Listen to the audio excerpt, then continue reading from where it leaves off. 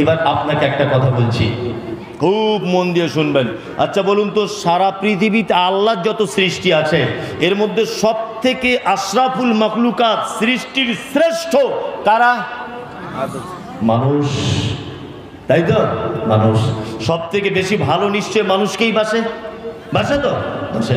আচ্ছা বলুন তো, মানুষের বাচ্চা জন্ম হলো অথচ আল্লাহ তার দুধের ব্যবস্থা করলো না, এটা হতে পারে? দুধের ব্যবস্থা করেছে, করেছে। মায়েদের আর সন্তানদের ভালোবাসা কমে যাচ্ছে, বুড়ো বয়সে মার খাচ্ছে, তার একটা কারণ হচ্ছে এই, একটা মায়ের জন্ম হচ্ছে, সে মানুষ হয়ে একটা শিশু জন্ম হলো, তার মায়ের দুধ খেয়ে সে বড় হবে, কিন্তু আমরা মায়েরা নিজেদের বডিকে কন্ট্রোল করার জন্যে, নিজের গ্ল্যামার নষ্ট না হয়ে যাবে এই কারণে মানুষের বাচ্চা পশুর দুধ পান করে বড় হচ্ছে। কি বলছি বুঝতে পারছেন না? পশুর দুধ পান করে। এই যে সাইকুল হাদিস বসে আছেন মাওলানা, আপনাদের মাদ্রাসার শিক্ষক। আচ্ছা সাহেব, আপনি যখন জন্মগ্রহণ করেন জীবনে কৌটোর দুধ আপনার মা আপনাকে খাইয়েছিল? তাহলে উনি কি মারা গিয়েছিলেন? হ্যাঁ। আর এখনকার মায়েরা কি বলছে? হ্যাঁ আমার দুধ হয় না, আমার দুধ হয় না। দুধ হয় না নয় রে খেপি, তুমি দুধ ইচ্ছা করে দাও না, তুমি ইচ্ছা করে দাও না। আজ থেকে 30 বছর আগে যে লোকগুলো জন্মগ্রহণ করেছে, দুধের অভাবে কোনো শিশু আপনাদের গ্রামে মারা গেছে কারো জানা আছে?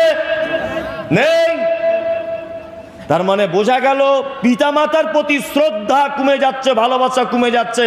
তার অনেক কারণের একটা কারণ হলো এই যে আমরা মানুষের বাচ্চা দিয়ে পশুর দুধ পান করিয়ে তাকে মানুষ করছি, ওই জন্য তার চরিত্রটাও অনেকটা পশুর মতো হয়ে যাচ্ছে। প্রত্যেক মায়েদের কাছে অনুরোধ, আপনার দুধ হবে না কেন? আল্লাহ নিজে দুধের ব্যবস্থা করে দিয়েছে। আপনি যখন 6 মাস মায়ের পেটে ছিলেন নিজে ব্যবস্থা করে দিয়েছে। হ্যাঁ, হয়তো আপনার পদ্ধতি খারাপ হচ্ছে, শাকসবজি কম খাচ্ছেন ওই জন্য দুধ হচ্ছে না, বুঝতে পারছেন না? খাদ্য খাবার কম গ্রহণ করছেন, হয়তো এই কারণে হচ্ছে না, তার জন্য চিকিৎসা করুন। কিন্তু আপনার ছেলে জন্ম হচ্ছে 2 মাস পরই ফিডার পাপ্পু ধরিয়ে দিলেন মুখে, আর চুকচুক চুকচুক করে টানছে, মায়ের মমতা বলে কিছু থাকবে? ভালোবাসা বলে কিছু থাকবে? থাকবে না। নাম্বার 2 নম্বরটা জেনে নেন। 2 নম্বর, বর্তমানে আব্বা মায়েরা সন্তানদের কাছে শ্রদ্ধা ভালোবাসা পাচ্ছে না, তার 2 নম্বরের কারণ হচ্ছে এটা যে আমরা সন্তানদের কাছে পর্যাপ্ত পরিমাণে টাইম দিই না। সব থেকে একটা বড় দোষের কথা আপনাকে বলে দিই। কি দোষ?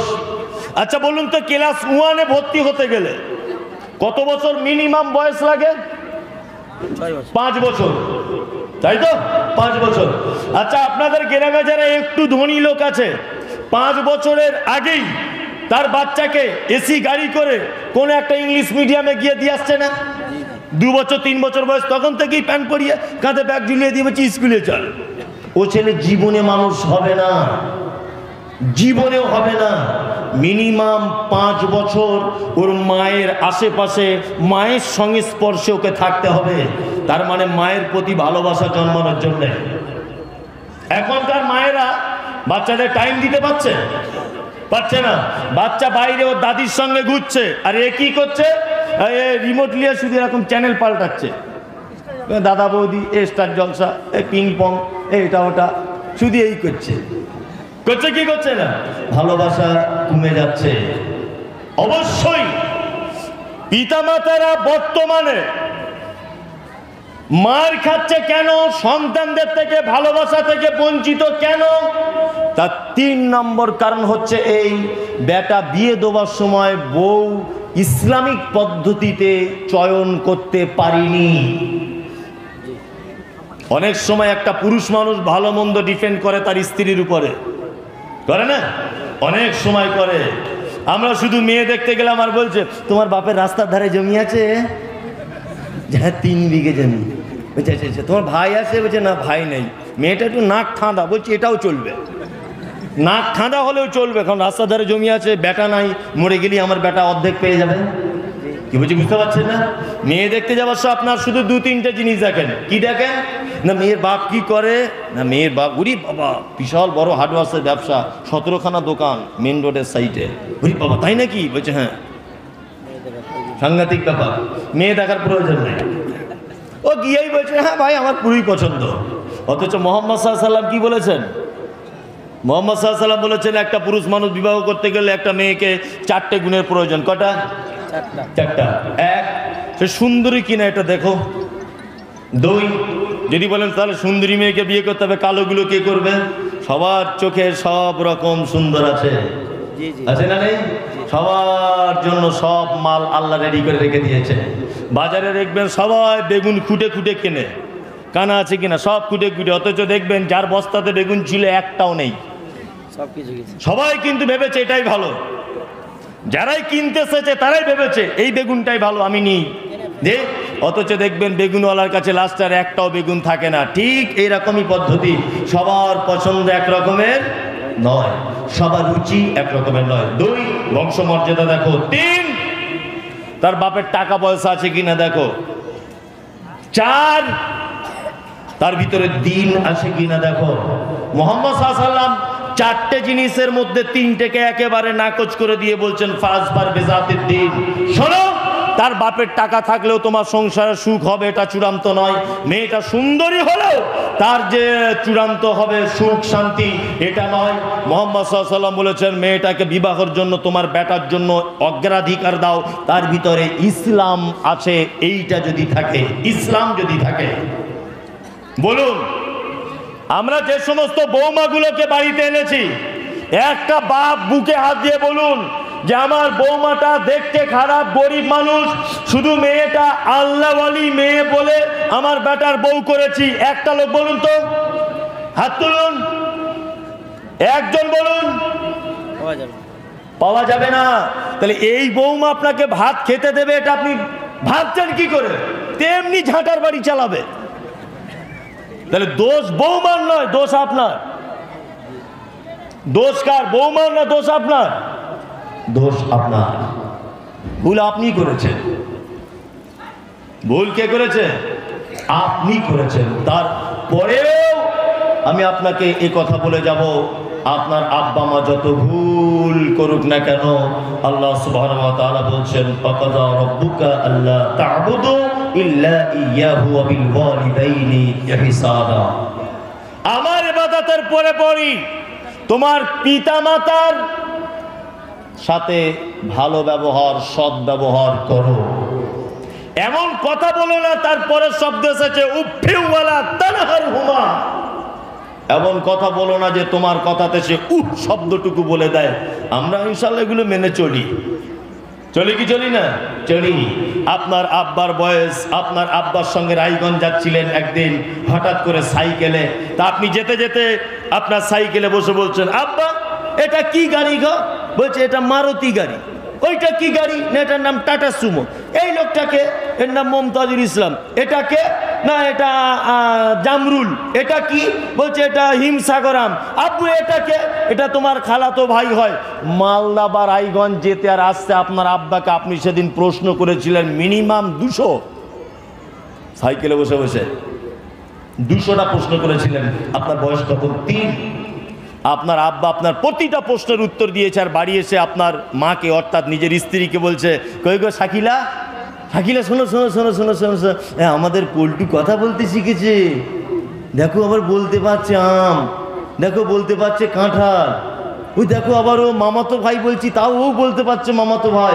সেদিন আদর করেছিল, ভালোবাসেছিল, তুমি কথা বলেছিলে তাই।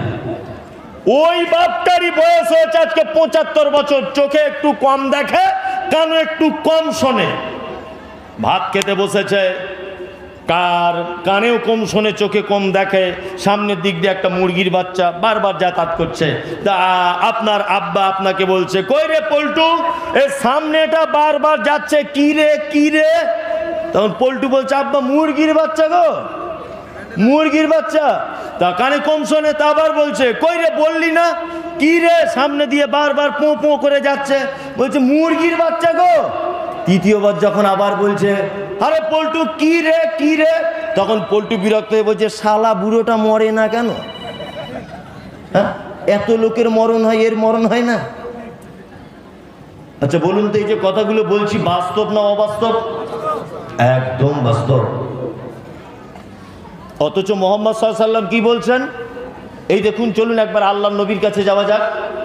আল্লাহর নবীকে জিজ্ঞাসা করা হলো, ও আল্লাহর নবী, আমার ফ্যামিলির ভিতরে সব থেকে কাকে বেশি ভালোবাসবো?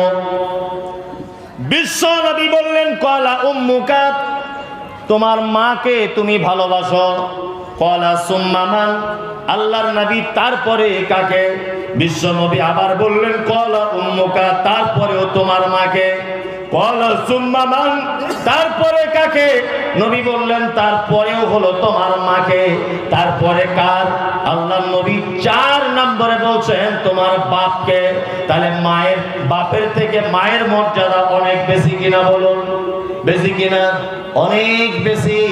খবরদার মুসলিম ভাইরা, জান্নাত যদি পেতে চান আর পৃথিবীর কোন মানুষের মাধ্যমে যদি জান্নাত যাওয়া লাগে, তাহলে পিতা মাতার সেবা করার মাধ্যমেই জান্নাতে যাওয়া যাবে, আর কারো মাধ্যমে জান্নাত যাওয়া যাবে না। বাপ মায়ের সেবা করার মাধ্যমেই জান্নাত যাওয়া যাবে। এই দেখুন, আপনাকে একটা আল্লাহর কোরআন বলি, আপনি হাফেজ নাকি? আল্লাহর কোরআন একটা বলি, সূরা বাকারাতে আল্লাহ তাআলা কি বলছেন, একটা আশ্চর্য হয়ে যাবেন শুনলে আপনি।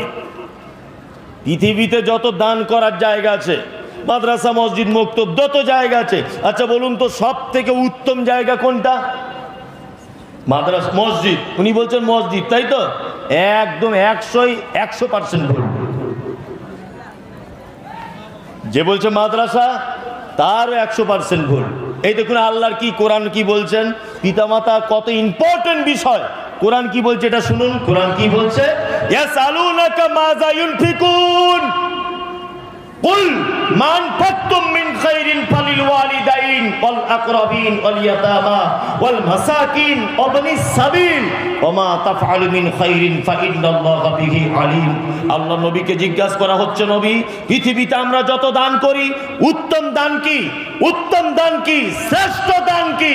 বিশ্ব নবীকে আবার কোরআন দিয়ে জানানো হলো, কুল, আপনি বলুন, মা আনফাকতুম মিন খাইরিন, তোমরা যত ভালো দান করো তার মধ্যে উত্তম ভালো হচ্ছে এই ফালিল ওয়ালিদাইন, তুমি তোমার আব্বা মায়ের জন্য যে টাকাটা খরচা করো। কি বুঝলেন? মাদ্রাসায় দান করলেন 100 টাকা, ধরে নেন 100 টাকা দান করলেন, নেকি হলো কটা? 10টা। বোঝানোর জন্য বললাম 10টা। আপনি আজকে ওই মেলা হচ্ছে, মেলা থেকে যাবার সময়তে একটা ওড়না কিনে নিয়ে যান, এই 150 টাকা দামের, যে আপনার মাকে বলুন, মা, এই 100 টাকা দান করে দিয়েছি মাদ্রাসায়, আর 150 টাকা ছিল, তোমার জন্য একটা ওড়না নিয়ে এসেছি। তাহলে 100 টাকা দিয়ে নেকি যদি 100টা হয়, আপনার মায়ের ওড়না যদি 150 টাকায় কেনেন, 1 কোটি নেকি হওয়ার সম্ভাবনা রয়েছে। 1 কোটি, তারও বেশি। আচ্ছা, মানুষ নামাজ, রোজা, হজ, যাকাত যা কিছু করছে আল্লাহকে খুশি করার জন্য আর জান্নাতে ঢোকার জন্য, ঠিক কি না? জি। এই দেখুন এবার আল্লাহ নবীর ভাষাটা কি। আল্লাহ নবী সাল্লাল্লাহু আলাইহি ওয়াসাল্লাম বলেছেন, আল জান্নাতু তাহতা আকদামিল উম্মাহাত, জান্নাত তোমার মায়ের এই জায়গাটায়। কোথায়? তোমার মায়ের পায়ের তলায়। জান্নাত অরিজিনালি পায়ের তলায় নেই, এটা ভাববেন না। ব্যাখ্যা করতে করতে আবার অনেক রকমের ভুল ভালো হয়ে যাবে। জি, যেমন একজন ওয়াজ করতে বলছে, মাদ্রাসার ছেলেরা, বন্ধুরা যখন রাস্তা দিয়ে হেঁটে হেঁটে যায়, ফেরেশতারা পর বিছিয়ে দেয়। এটা শুনেছেন না? হ্যাঁ, ফেরেশতারা যদি পর বিছিয়ে দেয়, তা মাদ্রাসায় পড়ার ছেলের পায়ে কাঁটা ফোটে কেন? মাঝে সাঝে কাঁটা ফোটার তো কথা নয়। আসলে ব্যাখ্যা ভুল।